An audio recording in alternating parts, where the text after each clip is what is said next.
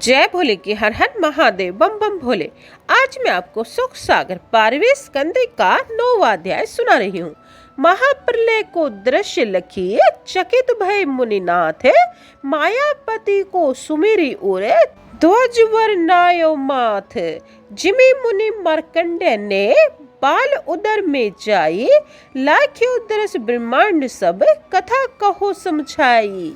सुनी श्री सूत जी कहने लगे, हे सोनक, जब श्री मार्कंडेय जी भगवान नर नारायण जी की अनेक प्रकार से प्रार्थना कर चुके, तब प्रसन्नचित होकर भगवान नर नारायण जी उन्हें मुनि राज से कहने लगे, हे मुने, मैं तुम्हारे नैष्ठिक ब्रह्मचार्य व्रत पालन से एवं अब तुम्हारी प्रार्थना से पूर्ण प्रसन्न हूँ।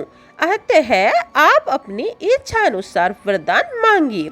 तब श्री नर नारायण जी के वचन सुनकर मार्कंडेय जी बोले, हे भगवान, आपके अमोघ दर्शनों को प्राप्त कर मैंने अपना सब कुछ जीवन फल प्राप्त कर लिया।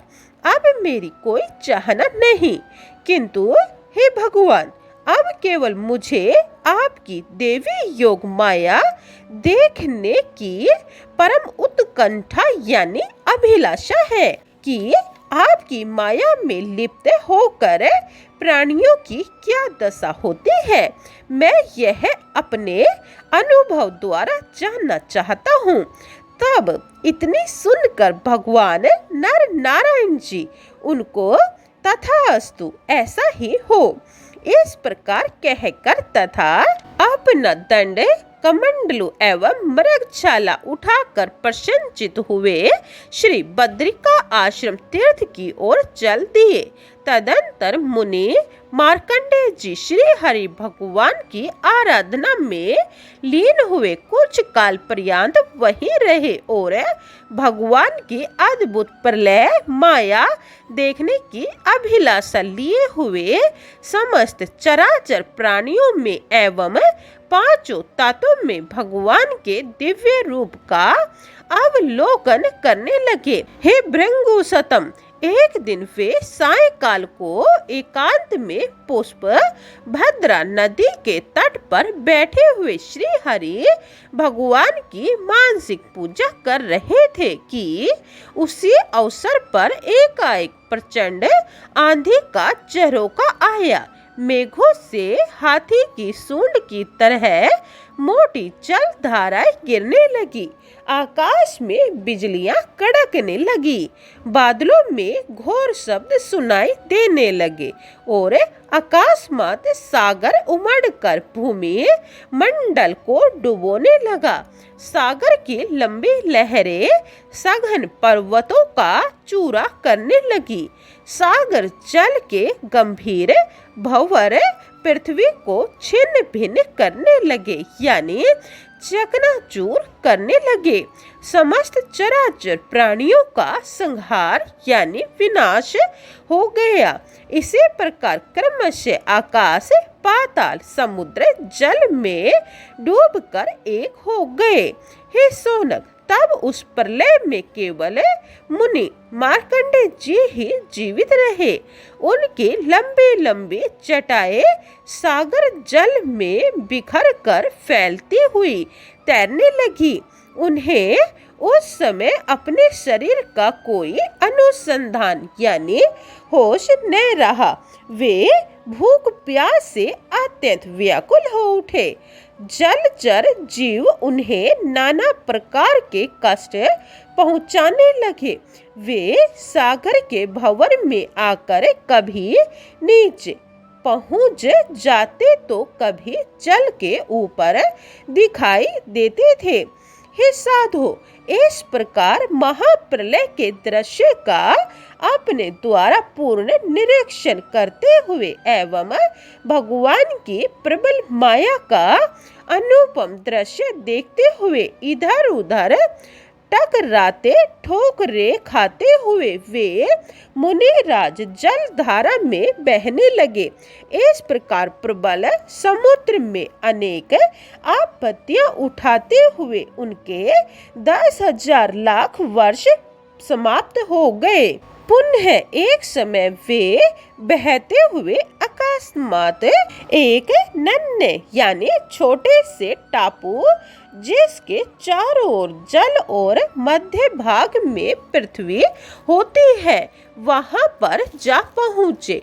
वहां जाकर मुनिराज क्या देखते हैं कि एक प्राचीन वट वृक्ष अपनी अनेक शाखाओं को लिए हुए खड़ा है और उसके नीचे वट पात्र पर एक छोटा सा बालक भी लेटा हुआ है।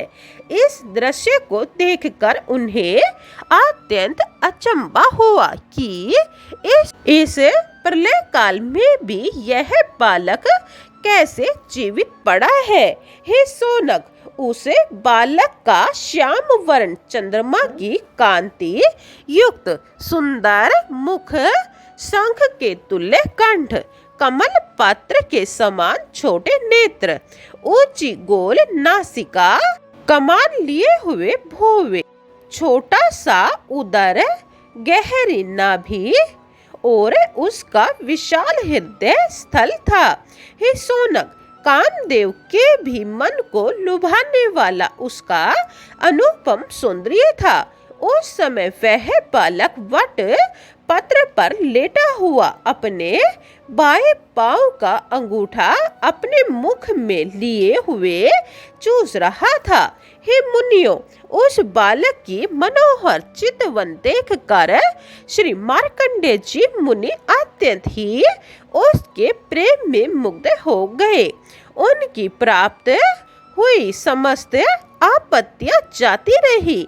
पुनः वे मुनिराज उस बालक के दिव्य रूप पर मत वाले होकर उससे आलिंगन करने के लिए जो ही उसके निकट पहुँचे, त्यों ही उसकी नाक की सांस के साथ साथ उसके पेट में पहुँच गए।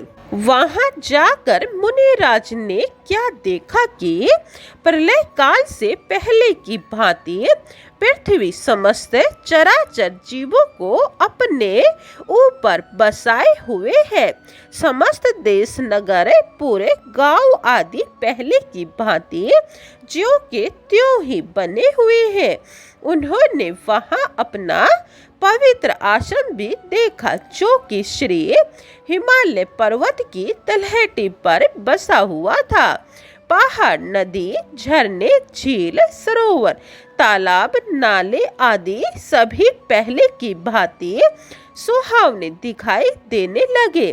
हे सोनक, वहां मुनिवर को मिथ्या यानी झूठा संसार भी सत्य जैसा प्रतीत होने लगा।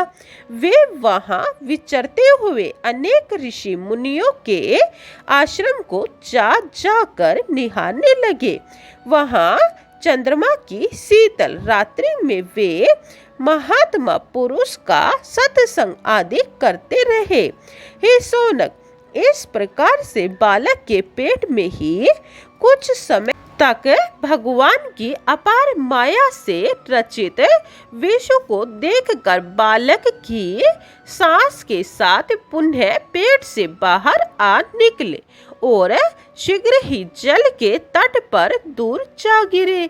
उन्होंने उठकर पुनः विश्व को जल में देखा और उन्हें वही बालक पूर्ववत पत्र पर लेटा हुआ दिखाई देने लगा।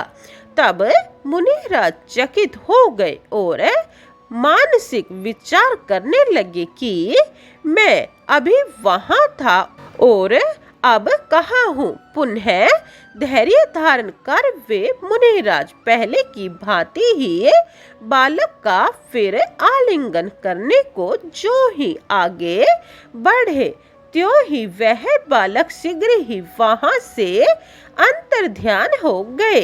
हे सोनक, तब मुनि मार्कंडेय जी समझ गए कि ये बालक साक्षात पर ब्रह्मा आदि पुरुष श्री कृष्ण चंद्र ही थे और वह सब उन्होंने ही मुझे अपनी माया का दृश्य दिखाया है, क्योंकि मुझे उनकी माया देखने की परम लालसा यानी इच्छा भी थी।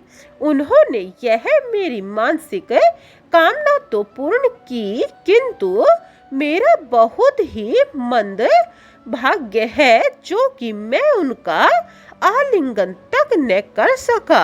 हे सोनक, श्री भगवान से आलिंगन न होने के कारण मुनि मार्कंडेय जी का किया हुआ परिश्रम इस प्रकार निष्फल हो गया, जिस प्रकार हरि भक्त हीन मनुष्य के मनोरथ निष्फल हो जाते हैं। बोलिए श्री हरि नारायण की जय। 9वां अध्याय समाप्तम। जय भोले की 10वां अध्याय यह आप दूसरी वीडियो में सुने। जय भोले की। हर हर महादेव। बम बम भोले।